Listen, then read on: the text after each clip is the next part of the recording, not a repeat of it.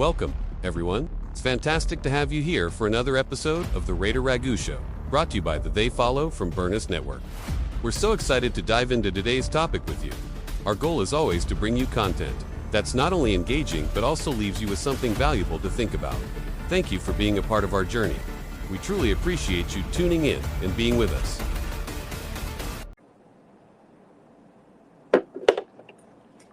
Yo, welcome in, Raider Nation, to another episode of the Raider Ragu Show. Glad to have you. Appreciate it. Please get a like, share, comment, subscribe, get an auto download on Apple, Spotify, iHeartMusic, wherever you get your podcasts. Could you get a download for me on that? That's what they really count. Please don't forget to sponsor shebangboutique.com, SHEEbangboutique.com. Go over there and get your girl something fly. Thank you. What up?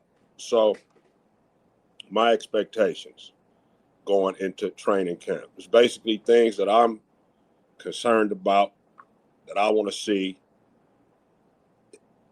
how it looks. Are they taking care of these certain areas? How are these certain areas shaping up? Because after reviewing film, trying to get out of the fan mode and just like really looking at what this team needs, this is what I want to see. All right, so I was listening to Q. He had a take with John Gruden on there talking about the Raiders offense and last year's Raiders offense. It was pretty much worse than I thought. They were last in everything, 31st in a couple categories, but pretty much just the worst offense in the league in every single category. So just with that said, Clint, Andrew, Sully, they have their work cut out for them, right? Now, here's what I want to see. First thing, they didn't address the number one wideout situation like a lot of us thought they should have. They did not. I guess I want to see what Jalen Naylor is going to look like. So maybe they think that he's going to blossom into a number one. I'm not sure what they're thinking on that. Perhaps because now that I think about it, him and Kubiak crossed paths there in Minnesota. And Andrew was there too, I believe. And maybe he saw something in Naylor there that he felt like he could get a cheap number one, right? A number one that everybody doesn't know can be a number one and isn't getting that number one money right now, right? And they can go ahead and pay other positions right now while this guy turns into the number one that nobody knew about. I'm hoping that's kind of what's going on. But I'm interested to see what is Naylor going to do. Because I do remember when the Raiders played Minnesota in preseason, I want to say it was the year, the AP's full year. And Naylor started the game because JJ did not, for whatever reason. I think Jefferson didn't even play. They had Naylor out there with McCarthy at first. You guys remember, McCarthy was playing. And Naylor torched our first team defense. The guys, Jack Jones, Jacorian Bennett, those guys. He torched them in the first quarter, went up and down the field twice, if I'm not mistaken. We kind of could not stop him. I want to say he scored, and he moved the chain several times. I took note of him at that time. But yeah, they have their work cut out for them. They were last just about every category, or second to last. So Clint, Andrew, Sully, Coach Rick Dennison, Rico, and Mario Jabaril. Together, those guys have 84 years of experience coaching offense. From the line to the receivers to the running backs. If you add Mike McCoy in there, who's the assistant head coach, it's 101 years of experience offensive side of the football. McCoy was in Tennessee last year mentoring Cam Ward, the number one pick. So Mike McCoy's going to be working with 2 number one picks in a row. Even though he is not the QB coach, Sully is. Sully is a 21-year guy himself. So Coach Sullivan is the quarterback coach. Andrew Janoko, of course, is the old core. Clint Kubiak is the mastermind.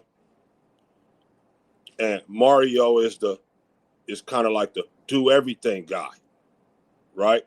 You see Mario at practice running around with Andrew Janoko.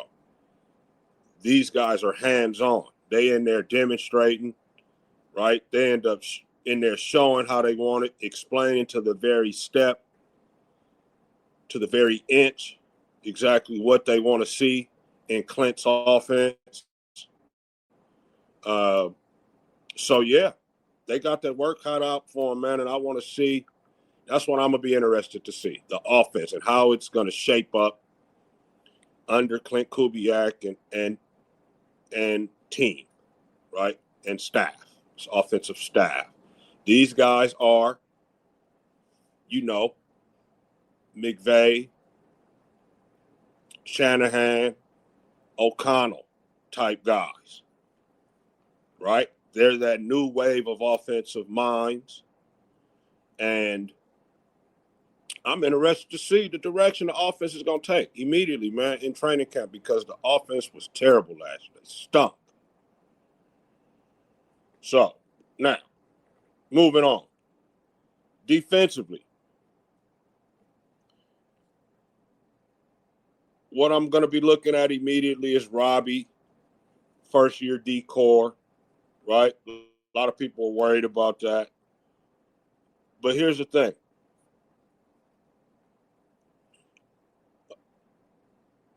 Robbie has plenty of experience coaching defense, okay? He might not have experience calling the defensive sets, but he has a ton of experience on defense. Linebackers. With the Raiders, he had been a D-line coach for years, okay? Then Clint brings over Joe Woods, another 20-plus year guy.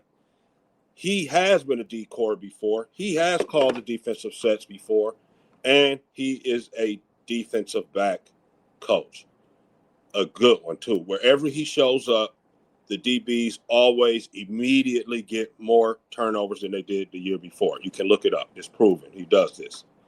All of his units get turnovers. Plus, he's an experienced defensive coordinator. He is on defense to Robbie what Mike McCoy is on offense to Clint, right? He's that guy with the experience that he can lean on, Robbie, that is, when he needs him. And then they also have Al Holcomb. Al Holcomb is another 20-plus year NFL guy, linebacker coach. He was with Buffalo. I feel like he's part of the reason why they got Teron Johnson. He knew Teron Johnson was expendable over in Buffalo. So when they got him, they was like, I know a good guy to play that nickel spot. Guy plays great. And Teron Johnson's a great tackler. And also, he knows how to dislodge the football as well. He has half dozen forced fumbles in his career. So with Al, Joe, Robbie, and then Coach Travis is now coaching the D-line, right? That's Robbie's sidekick. And then Matt Robinson, the kind of the new guy, only been around about a half dozen years or so, but an up-and-coming guy coaching safeties. This is the brain trust of the D. That's 71 years right there of experience. So 107, 71, 178 years offensive defensive coaching experience. So although this staff is new, they're not new booties. You understand what I'm saying? They have experience coaching. They have a plan. They know what they want to do. And when there's any questions about any of that, offensively or defensively, they got McCoy and they got Joe Woods to lean on for that. Right? So I'm liking the staff, and that's what I want to see. How Robbie develops as a D-core and the staff helping him out with that. And also what I already said about the offense. Now, going forward, I need to see the O-line. Okay? What are we doing up there? We'll be back after a quick break. The Raider Ragu Show is brought to you by She Bang Boutique. The clothes are chic and sassy, so run on over and grab yourself something unique at shebangboutique.com. That's shebangboutique.com. Now back to the Raider Ragu Show.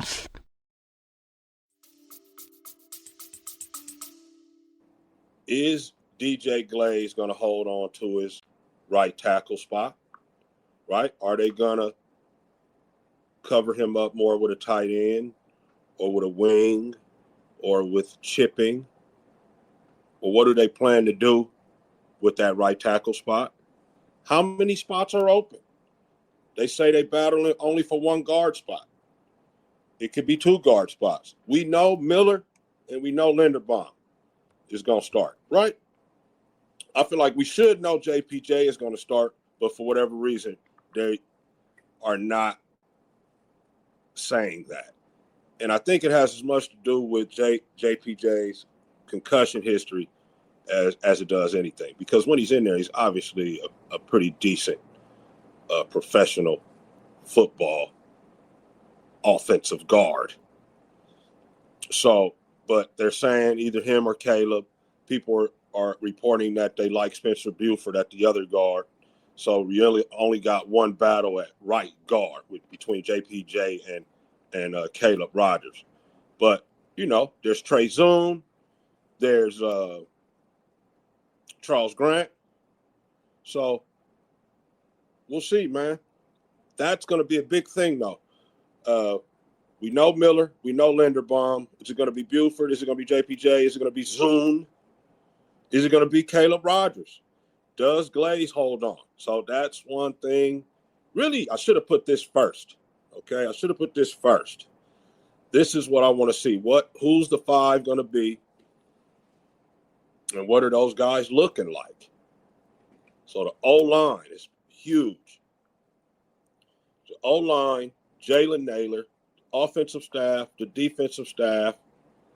And then I want to see the next thing, the young defensive line. Can these young guys contribute? I'm talking the J.J. Pegueses, the Hemingway, the young kid that they just drafted from NC State, Brandon Cleveland. Can these guys get in the mix with Max and Jonah and Kwity Paye and Kuntz and Adam Beasy? Get into the mix and have a legitimate 7-8 man rotation where everybody is staying fresh and we always we always getting after that quarterback and getting after that run and taking care of those gaps without being tired. Can we develop these young guys to where they can give us legitimate playing minutes? I like Brandon Cleveland. He's huge. They also brought over another D tackle. Name escapes me right now, but he was a big fella as well. He was over in San Francisco, if I'm not mistaken, too. Name escapes me right now. But can all of these guys develop into a good, solid run stuffing and pass quarterback getting after type of unit that the Raiders have so desperately needed over the years? And mostly those young guys, Brandon Cleveland, who just got drafted, J.J. Pegues, who got drafted last year, along with Hemingway that got drafted last year. Can these guys make a serious impact, man? We need them. We need them as defensive tackles. We also still Thomas Booker is still in the mix as well. And the guy I was thinking of was Benito James. Benito James coming over, 6'1", 335. So can Pegues and Benito Jones develop to the point where they are those big stankies inside that I always talk about, the immovable objects on those short yardage runs? Because right now, over the years, the Raiders have been trash in short yardage, and they've been trash on goal line. We don't have the girth. We don't have the weight inside. But now we do. Will these guys be something? That's going to be a question for me. Okay, the next thing, linebacker depth. I'm not going to spend a lot of time because I know I feel like Stooks, TJ, Teron Johnson, they're going to play a lot of nickel, all right? And you really basically going to have two backers out there, Quay and Dean, if Dean can stay healthy. However, if Dean can't stay healthy, that's when the linebacker depth becomes a concern, right? We're talking Linderbaum. He was not Linderbaum, my bad. That's the center. Eichenberg and Lindenberg, right? 44 and 55. Can these guys develop to the point where they can get on the field and help now? They have been getting some reps over the past couple seasons. 1 year for Lindenberg, 2 years for Tommy Eichenberg now. Haven't really seen much from these guys. I ain't going to lie. You know, they kind of been flying under the radar, not getting too much smoke. But really, they haven't done anything. Matter of fact, I've seen Eichenberg get ran over on goal line, and I've seen Lindenberg miss tackles on kickoff. So what are these guys going to bring depth-wise? Because they didn't bring in any backers, man. They didn't bring a lot of backers in. So not sure if they, go move Kuntz to the outside backer or whatever, but I'm mostly talking about the interior two guys there, those two interior off-ball linebackers. Interested to see the depth. We know Jacoby Dean, Quay Walker are going to be the guys. But what about the depth there? I want to see that.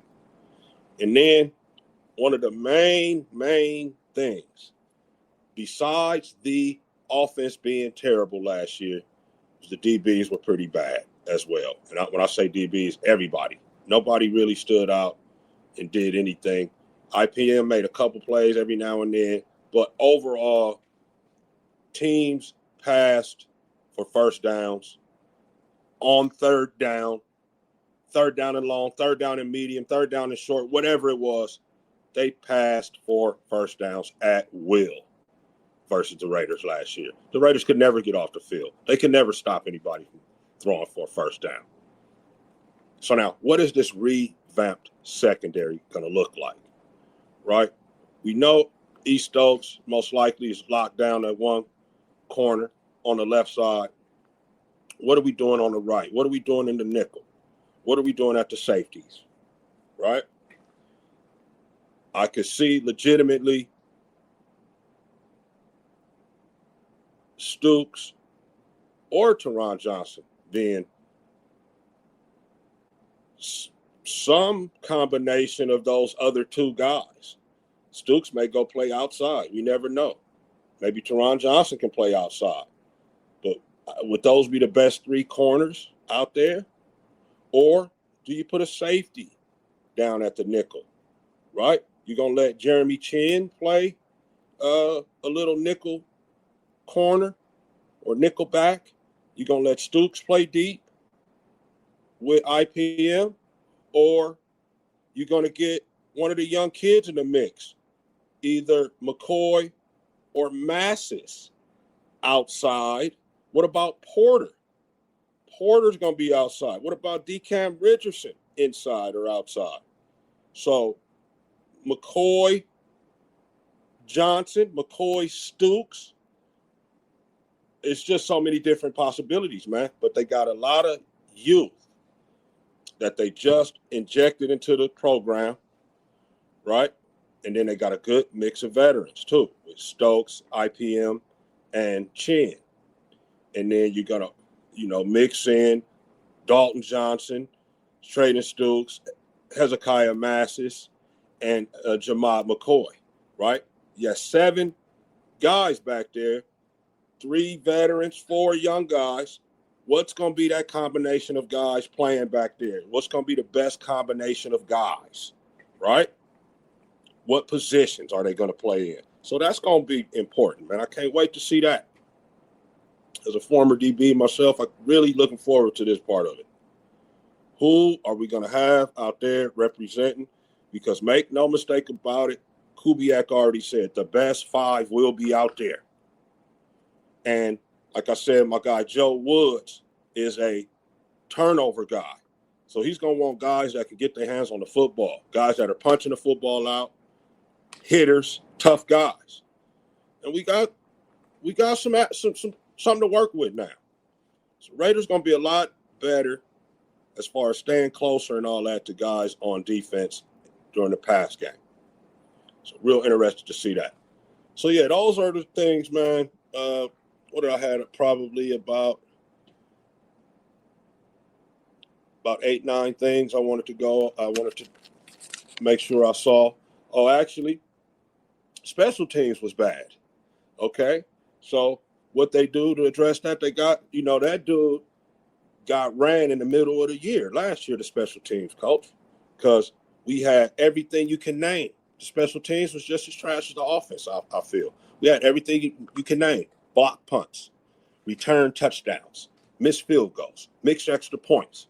We had it all. We found ways to lose games on special teams. So what did they do? They go get one of the longest tenured guys in football. He had went back and was coaching college football, Joe D. Camillus, coaching over in South Carolina. But now he's back in the league. This guy's got 34 years of experience in the league. And his assistant, Marquise Williams, got another 10. So together, that's 44 years of experience in the league, coaching special teams. And they're going to get that turned around. I have no doubt about that, because there's really no other way to go but up, because that was terrible last year. The special teams lost games. Special teams cost us, I would say, the Washington game, and it cost us the Jaguar game, the Raiders, the game against Jacksonville, the mix extra point. So got some experience at the special teams, man. I want to see, in that first preseason game, how the special teams is getting down there, getting after it. Anything I can see at practice, when I do get to see it, special teams is going to be big as well. Pause. So, and the last thing about the special teams is the kicker situation. With is it going to be Matt Gay, or is it going to be the Tokyo Toe guy? Right? Nowadays, it used to just be, okay, who can kick long field goals, who can kick the thing into the end zone on get a touchback. Well, it's no longer like that. You got to be able to place that thing in the landing zone. So who can do that better? Plus, drill the long field goals. You're definitely not going to be keeping 2 kickers. Punter, we don't have to talk about. We know we got one of the best in the business at that. We just got to cover the punts. So, kicker situation with the Tokyo Toe, and just in general special teams play, because we had a lot of problems last year with block punts, return touchdowns, missed field goals, and the like.